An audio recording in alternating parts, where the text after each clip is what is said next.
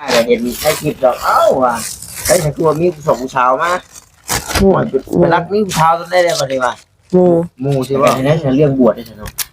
ยังบริบวช เป็นยังไงเพิ่นอยู่นี่นะเพิ่นบ่ฮับได้ยินนั่นน้องนั่นบอกวัดที่วัดมหาโชคบนน้องเคยบวช บริไปบริไป ถ้าสมมติเจ้าอยากบวชดีนะครับน้องเบิดอยากบวชแก้บ้าสิบ่หรือว่าอยาก ด้วย โอ้ถ้าอยากบวชแก้บ้านั่นบวชด้าม7 มื้อหรือว่าด้าม5 มื้อถ้าว่า3 มื้อเพิ่นก็น่าจะฮับอยู่ดี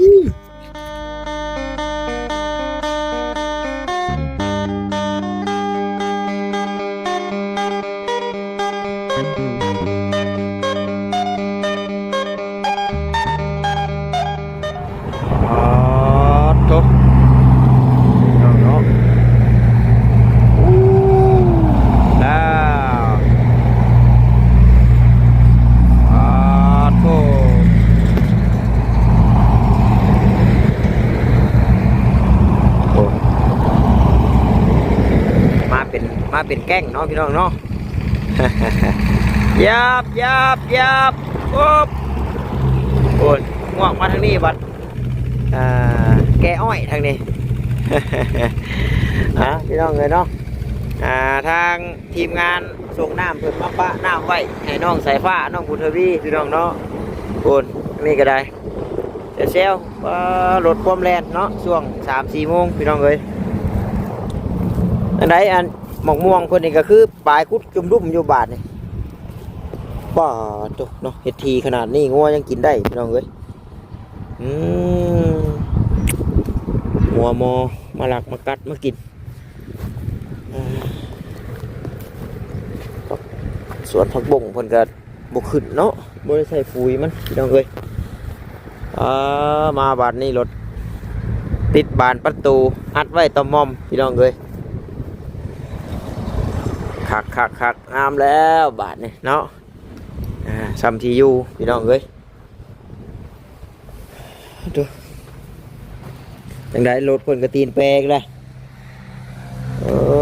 ตีนแปรลูกพูบอีกแล้วเนาะ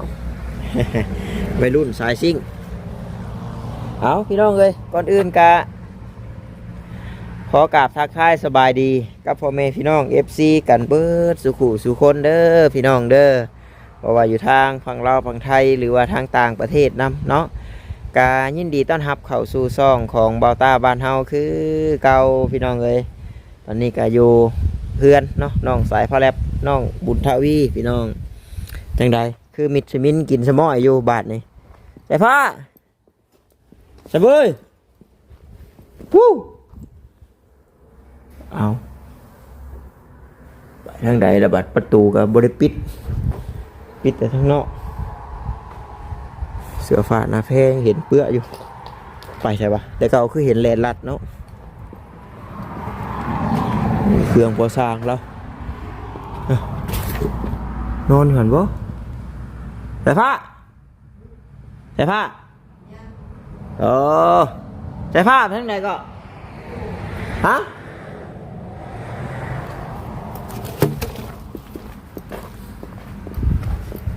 ใส่ผ้าไปทางไหนฮะเฮ็ดหยังหางตื่นสบายดีเลยไอ้วันนี้มึงดูโอ้ยเนาะกี่ไฟอยู่ใช้ป่ะเนาะน้องบุญทวีอยู่พี่น้องเลยบัดน้องใส่ผ้าเพิ่นไปใส่ก่อนฮะไปเพื่อนประสร้างโดยบะแรงใช่ไหมบ่บ่ฮู้แสดงว่าถ้าใส่ผ้าประมาณนี้เจ้าได้ฝ่าเพื่อนนะบะแรงนี่พอทางแล้วเห็นเพื่อนบ่มาเอาไม่สุกโอ้ยมาแล้วก็มาใช่บ่ใช่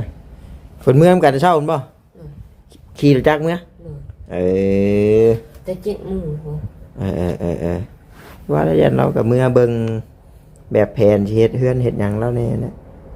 ตั้งพอสร้างเราก็ได้แล้วมาเอามากับบ่เวียดว่าบ่มีพายุเฮือนว่าโอ้ยว่าจะบ่มีพายุเฮือนเพิ่นก็อัดไว้แหละว่าเจ้าได้ยินอยู่บ่ใช่แกรถไอ้บีบแก๊กๆๆๆรับให้ได้ยินรับ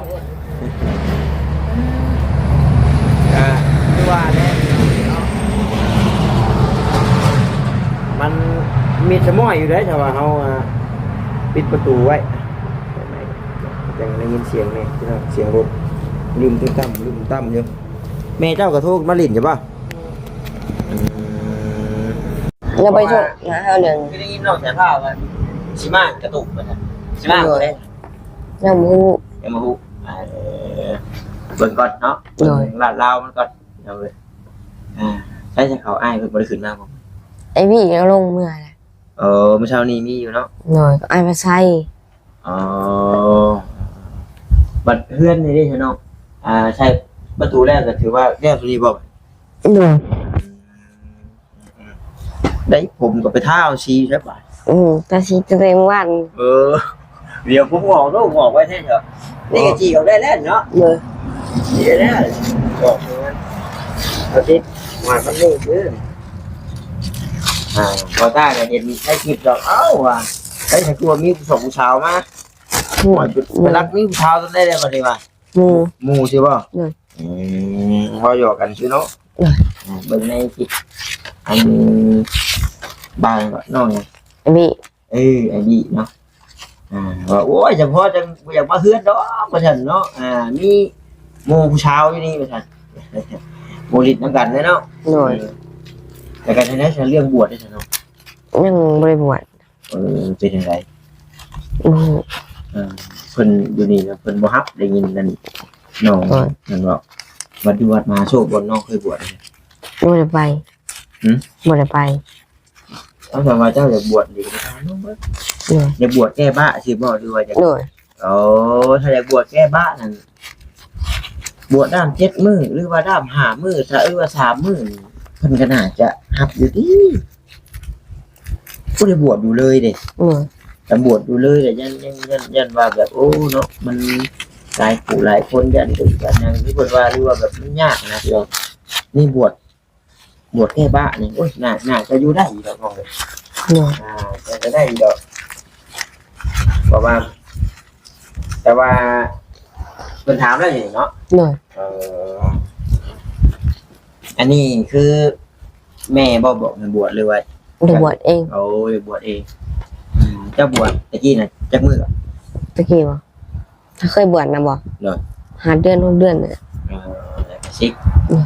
เทศได้อยู่บ่ลืมแล้วตะกี้นี่หยาดน้ำได้บ่หยาดน้ำได้อยู่ได้เนาะหยาดน้ำนี่สักพี่แม่นบ่ชวนกินข้าวหรือยังฉันข้าวนี่จักหนึ่งเลยเบิ่งฉันข้าวนี่ลืมหุงหิงอย่างสักอย่างนี่บ่พาหุงบ่มันยังจ้าลืมแม่บ่ตาก็บ่เป็นกันพี่น้องบ่เคยเทศ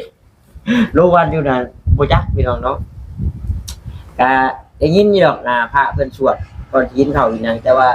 บ่จักพี่น้องเนาะบ่ชื่อตอนบ่ตาบวชแก้บ้าก็นั่นก็เทศนึงพี่น้องเนาะก็เพิ่นก็ให้เฮ็ดหยังแต่ว่ายังบ่เป็นดอกพี่น้องเนาะนั่นก็ชิปบ่ตาก็ได้บวชแล้วพี่น้องเนาะเทื่อนึงบวชแก้บ้าหรือว่าตามความเชื่อบ้านเฮาก็บวชผู้แทนน้ำนกแม่ว่าซั่นหรือว่าผ่านมาแล้วของนี่งามได้บ่ตาของนี่งามได้อะไรก็ของตัวนี้งามได้งามบ่ตัวนี้ว้ายกระเจ้พอสร้างเอามือหรือว่าจักว่าห้องนี้พอสร้างแล้วนอนจักโอ้ยเราเก็บเครื่องไว้เนาะประตูเราติดแต่ยังบ้านนึงติดเลยค่ะ3 บ้านแปะซื่อๆไปเบิ่งไอ้บี้มื้อเช้านี่อันนั้นใส่ทำไปดาวไปปิ้งผู้ที่มันตกใส่หัวอยู่ใช้ในบ้านนี่ตัวเราเปะนะนี่นะเราตั้งระเปะใช่ชื่อบ่หรือว่าเรายังบ่ได้หันน็อตตั้งเปะใช่ซื่อๆบ่หันน็อตจับเรายังบ่ได้ติดตั้งเลยแต่ว่าไปอันว่าปะไว้อันแบบมันชื่อเลยโอ้เปะถ้ามันลึกกว่าลงอันตรายเด้ฟาดเข้ามันกระโดดเช้านี้เขาไปยืนในห้องเราบอกว่าเราเมื่อยจังเลยนะว่าถ้าบูเรายุบใส่สางเมื่อจะมืดขันเราหุบใส่สางเมื่อโดนราชิมานะเราหุบเมื่อหรือเปล่าเลยใส่สางก็ซับเอาเมื่อมันคนใส่สางแล้วเราก็เอาเมื่อใส่ผ้าเราก็ใส่สางเราเมื่อ บ่ทางคุบไปเลย เลย เอาแล้ว แต่ละอันที่สามเมื่ออย่างไม่ร้น สิขึ้นมาหาน้องบุตรวีหรือว่าสิขึ้นมาเดี๋ยวมาส่งอีกแล้วตัวน้องสาทะเล มืออื่นมันเถอะค่ะ บ่ตาลืมพี่เนาะ เลย อัน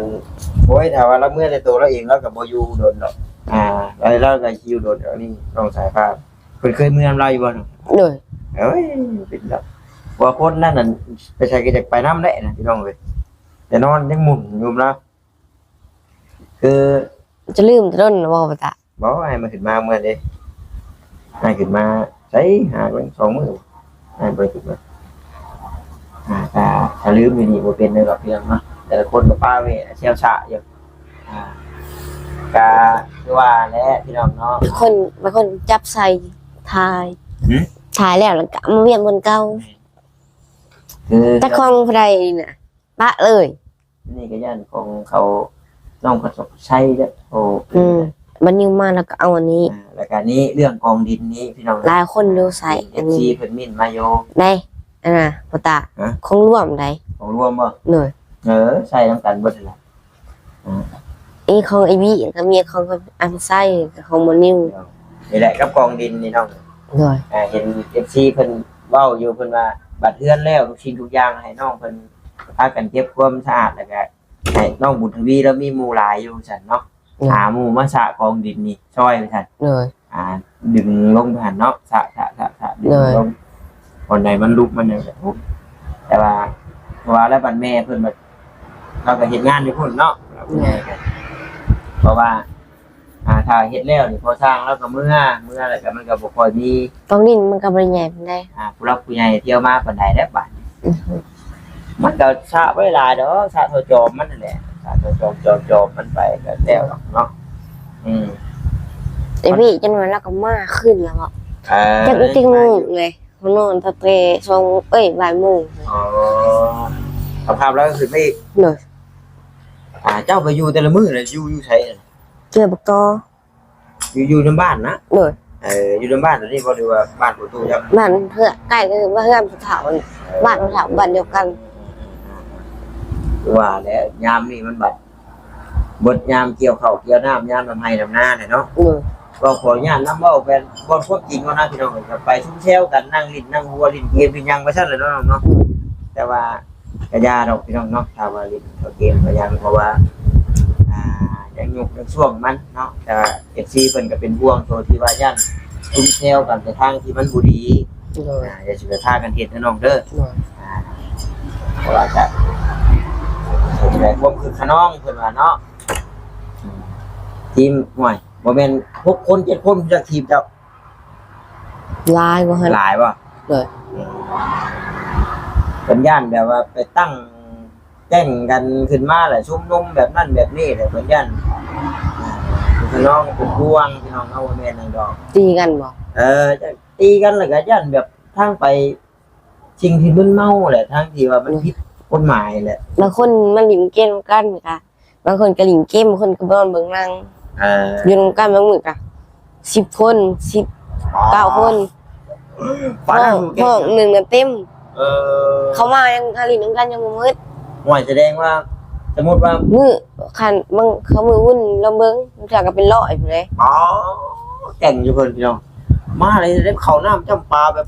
โอ้โหมามืดขนาดนั้นดอก ห่วยยันว่าแบบสมมติไปเพื่อน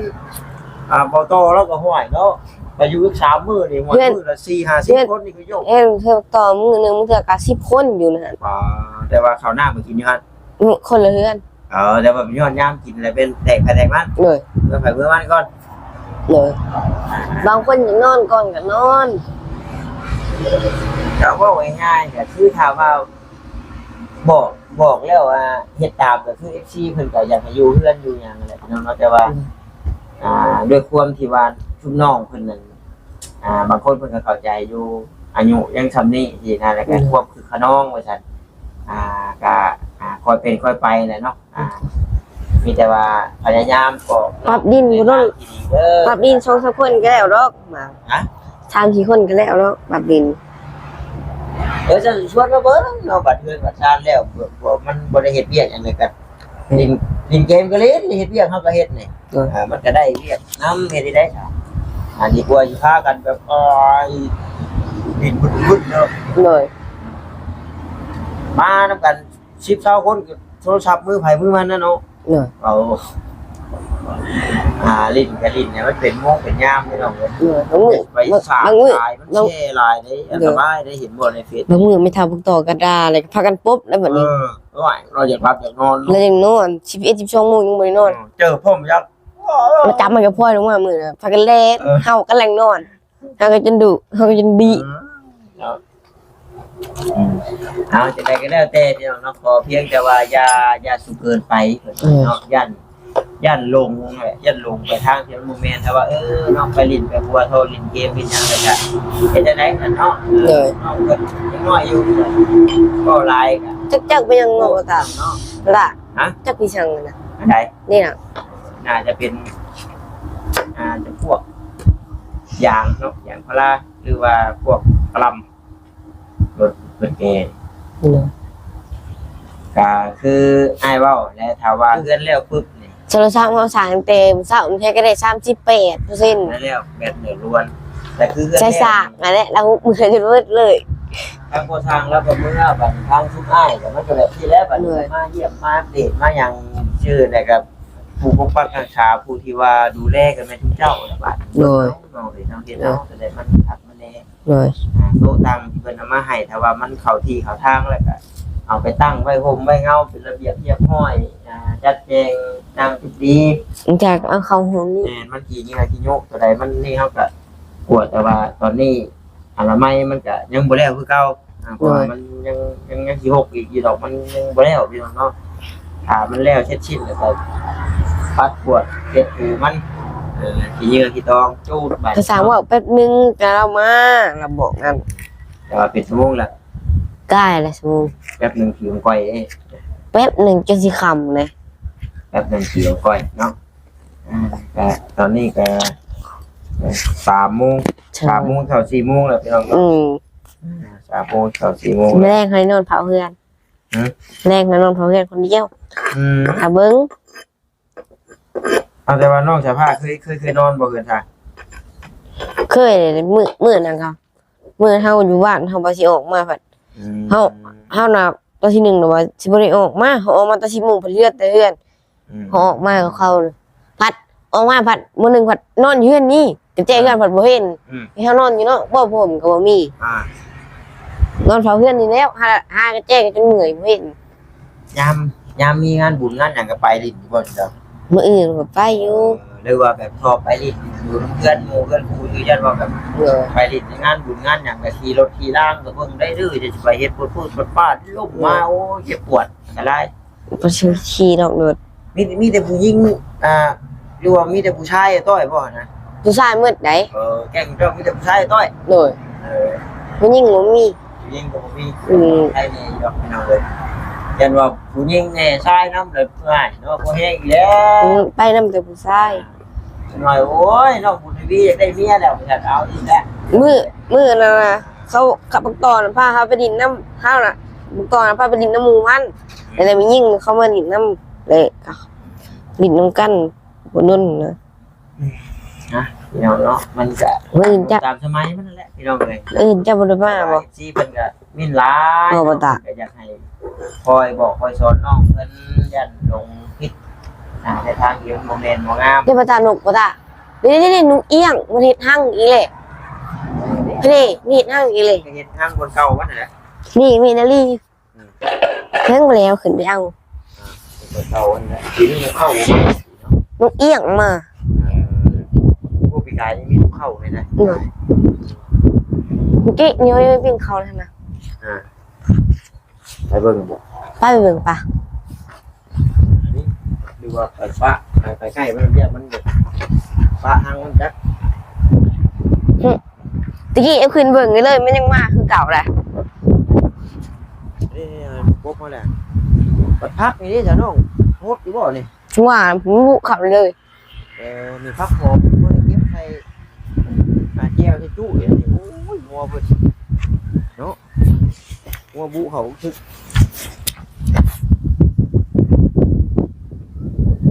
หอยเฮาก็เรียบร้อยเนาะ หนู หอยเฮาก็ ให้บัดมาสร้างเมื่อแล้วที่เองยังอยู่วะ ฮะ ถ้ายังไงเราปิดตัวน่ะเราสิเอาหอยมาใส่ใหม่ ยังเลี้ยงอยู่บ่หอย หนู ยังบ่ยอมอยู่ หนู เห็นว่าก็เป็นทางคนถูกเขียวเลยนะเนาะ อืม เห็นว่า จะมาสร้างเมื่อแล้วเอาปูนติดอันนั้นให้เขาก็แล้วก็ให้เขาติดเต้งก็ได้ อืม ก็เก็บขี้เหนียวออกก็จุใหม่ ไปแต่แน่นอนเลยสนองเลยเนาะ หนู คำเลยง่ายกันได้ออกเมื่อหากินข้าวก่อนเจ้ากินแล้วเขา เขาเพ่นวะ ยังไม่ได้กินอยู่ อืม ปลาถูกกิน เราไม่อยาก บ่ยากเดี๋ยวจะไปเล่นเกมเลยได้กินข้าวกินน้ำไม่ได้จอยเลยเนาะพูดแล้วจ้ะชาวลุกไปพ่อน้องสายผ้าแลบเพิ่นกับชีเวเพิ่นอยู่เพื่อนพอสร้างเพื่อเพิ่มเติมคือนำมานี่มาแล้วก็เก็บกวาดจูดมันสะอาดสะอ้างงามหูงามตาคักแล้วแหละเนาะอยู่แล้วคักแล้วงามเลยได้เอื้อนงามเลยจีบแต่งเนาะ โดยเอานั่นล่ะซะน้องโดยเอาสบายดีซะเนาะโดยไปมื้อหน้ามื้อในขึ้นมาลิ้นน้ำไม้พี่น้องเอ้ย ยังว่าว่า ฮะจังว่า ขอวัดวงใหม่เลยนะ มีมันแข็งไงเนาะเนาะฟังเบิ่งครับว่าได้ขึ้นมาจังว่ากันพอมื้ออื่นบ่ตาบัดสร้างแจ้งเพิ่นสิมาหาพี่น้องเนาะสร้างแจ้งเพิ่นสิมาหาเพิ่นว่าอันนี้แหละแล้วก็สิชวนเพิ่นไปเบิ่งเล็กพี่น้องเนาะเพิ่นชื่อเล็กมาไว้ก่อนหน่อยนั่งเป็นหน่อยอยู่ไปอยู่มามันสิเบิดได้เงินว่าเนาะ โอเคพี่น้องสวัสดีเด้อพี่น้องเด้อบ๊ายบาย